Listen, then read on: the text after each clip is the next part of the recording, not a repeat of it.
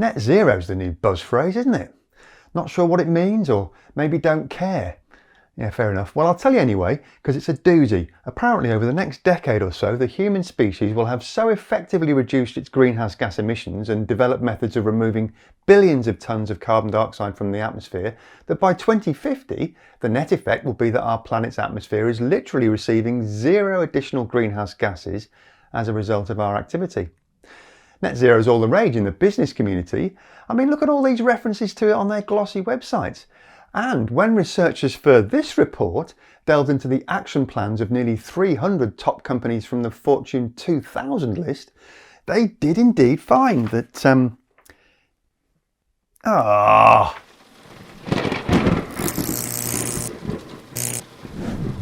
Hello, and welcome to Just Have a Think. If you're watching this on the day of publication, which is Sunday the 3rd of December 2023, then you may well have spotted that the annual Global Climate Jamboree, known as the COP conference, has rolled into town yet again. This one is COP28, and the town it's rolled into this time is Dubai in the United Arab Emirates. It's being presided over by His Excellency Dr. Sultan Al Jaber, who also happens to be the chief executive of ADNOC, or the Abu Dhabi National Oil Company, which is one of the world's largest oil producers. I'm not going to prattle on about the obvious existential irony of that appointment today. I'll do that after the conference ends in a couple of weeks' time.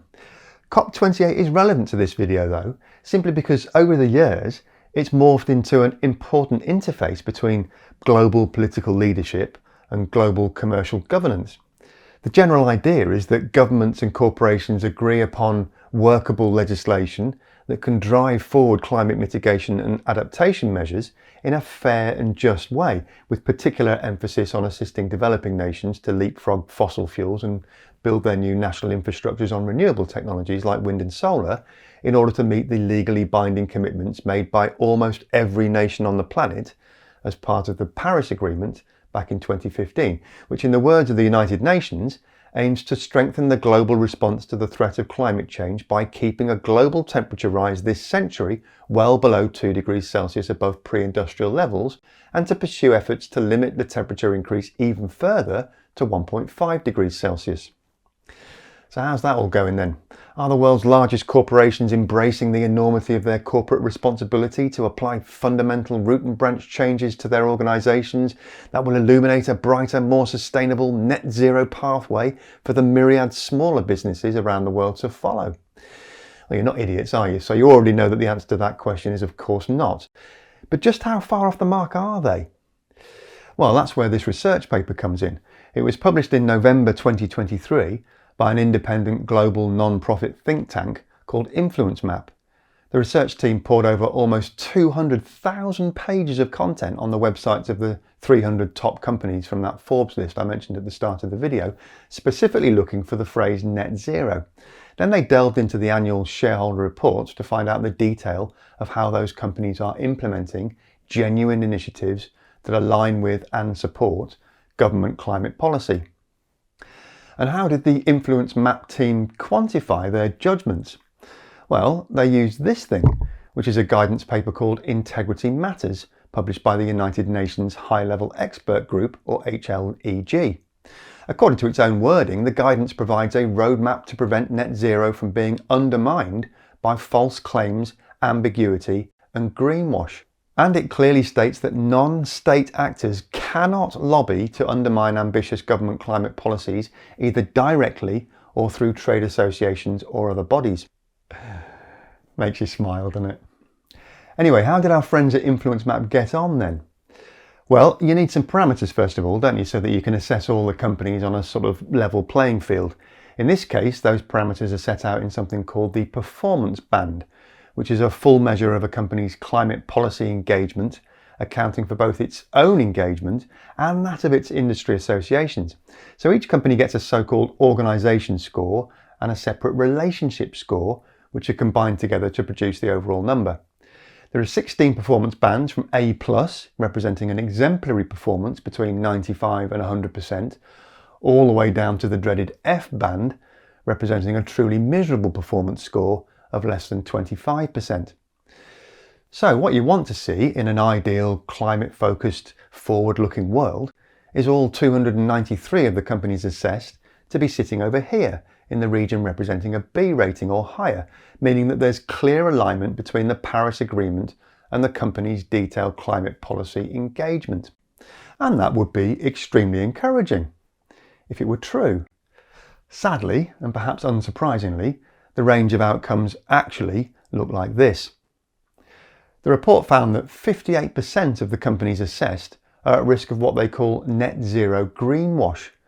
About 22% fall into bands D to F, and roughly 37% only just scrape into bands C to D+.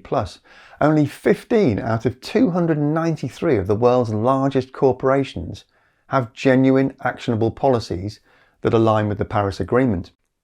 There is quite a gaggle in the middle here, I'll grant you that, and to be as fair as possible, it may be that many of these corporations are on the road to success, but just haven't quite got there yet. That still leaves almost 80 of the 293 companies assessed languishing over here on the left-hand side, with their class dunce hats still firmly attached.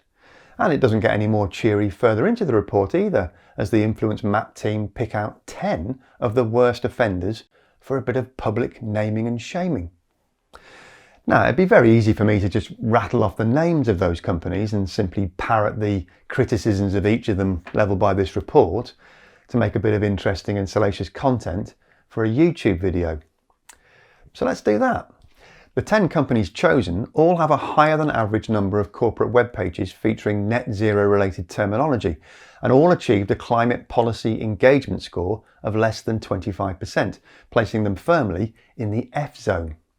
In other words, these are the Muppets who demonstrate the biggest difference between what they say they're doing and what they're actually doing. And who'd have thought it? The list starts with ExxonMobil. I mean, I nearly fell off my chair with surprise. They've put up a mind-boggling 815 pages on their corporate website, spouting some sort of greenwashed net zero nonsense designed to convince investors and the general public that they're really pulling out all the stops to reach the net zero goal. Meanwhile, they're spending well over $40 million a year on anti-climate regulation lobbying in the US Congress. They oppose the 2023 US Environmental Protection Agency rules on power plant decarbonisation, and they're strongly advocating for fossil fuel expansion in the United States. Chevron's social media team are not quite as ambitious as Exxon's. They've only got 138 pages of spurious net zero references, while simultaneously pushing for a weakening of US tailpipe emission standards and a restart in offshore leasing for oil and gas exploration and exploitation. Then there's Glencore, who are a huge multinational mining and fossil conglomerate. They've managed 350 web pages containing the net zero mantra, but they also oppose the introduction of new and ongoing climate policy in the EU, and they're fighting against a climate protection initiative down under called the Australian Safeguard Mechanism Reform. So who else is there then? Well, there's Nippon Steel, 343 net zero pages, while also pushing to keep coal in steel making and opposing any kind of carbon tax in Japan. Woodside Energy Group, 185 web pages with net zero terminology, while opposing fossil fuel phase out in Australia and advocating for a new gas supply infrastructure in that country. Southern Company, who have 323 net zero pages and who also submitted a legal brief in 2023 to advance new fossil gas infrastructure in the United States and preserve the role of fossil gas in US buildings and transportation. And Delta Airlines, who proudly sport a whopping 857 shiny web pages full of net zero nonsense, but who are against a flight cap at Schiphol Airport and strongly oppose the implementation of an EU emissions trading scheme for European air travel. The last three are the best though, in my view, just by dint of sheer brass-neck BS, starting with the behemoth automotive conglomerate Stellantis, which owns car brands including Chrysler, Dodge, Jeep, Alfa Romeo, Citroën, Fiat, Lancia, Peugeot and Vauxhall. Their comms team has managed to generate a truly impressive 1,193 web pages of corporate blurb spouting net zero commitments, while at the same time opposing the EU's 2035 target of a 100% reduction in CO2 emissions from new cars and vans, and advocating for a weakening of greenhouse gas emission standards on light-duty vehicles in the United States. Coming in at number 2, literally and figuratively, is Duke Energy, with 1,200 net zero web pages alongside advocacy to permit legislative reforms that would increase fossil fuel production in the US and opposing key climate elements in the 2023 US National Environmental Policy Act. Top spot, though, goes to the Spanish oil giant Repsol. They've really got stuck into the task of corporate misinformation, communication. At the time of producing this research paper, the Influence Map team found no fewer than 2,130 pages on the Repsol website containing net zero terminology. Meanwhile, among other anti-climate action initiatives, Repsol are pushing the Spanish government to oppose that EU vehicle emissions ban that I mentioned just now, and they're urging their national political administration to overturn its ban on new investments in fossil gas. There are some small glimmers of positivity in the report though, so I'll leave you with those. There's apparently a thing called the Science Based Targets Initiative, or SBTI, which is a partnership between the Carbon Disclosure Project, the United Nations Global Compact, the World Resources Institute, and the Worldwide Fund for Nature. The SBTI has created an ongoing, robust and transparent process to develop and refine the so-called corporate net zero standard by working with independent experts to ensure companies can get net zero right if they really put their minds to it. The Influence Map researchers found that when companies bother to read the SBTI guidance and actually align their net zero policies with it, they do actually demonstrate notably more positive engagement with climate policy than the companies that are just giving lip service to the net zero initiative. So here's a little suggestion from me to you as a fellow citizen of the world. If you've got any money tied up in a bank account or an investment portfolio or a pension scheme, why not take half an hour or so to do your own legwork to find out whether your hard-earned cash is being sunk into any of these climate BS artists? And if it is, then why not make it your top priority to move those funds to somewhere that doesn't invest in any fossil fuel projects or corporate greenwashing? It actually never occurred to me before that my pension could be something that would create change. That's the dream, yeah. Tell me about it. I would wonder why I hadn't been told about it already. It doesn't sound like it can or should work. I think most people don't know what their pension's investing in. What? Invest in these? You're reading it's like a list of horror. Making weapons and ammunition, it's a no-go. Cigarette companies, coal mines, oil companies, gambling, no way. I would definitely want my money to be invested in building wind farms, tackling climate change. And companies that treat their workers well, this is my kind of list. That will be different in each country, of course, and you may have to look quite carefully to find companies that do actually genuinely fit the bill. But they are out there, and you will discover them if you persevere. Money talks, as they say, and if we all take all our money from all offending companies, they will have to change or fail. Anyway, that'll do us for this week, I think. Thanks, as always, to our Patreon supporters who keep ads and sponsorship messages out of all these programmes.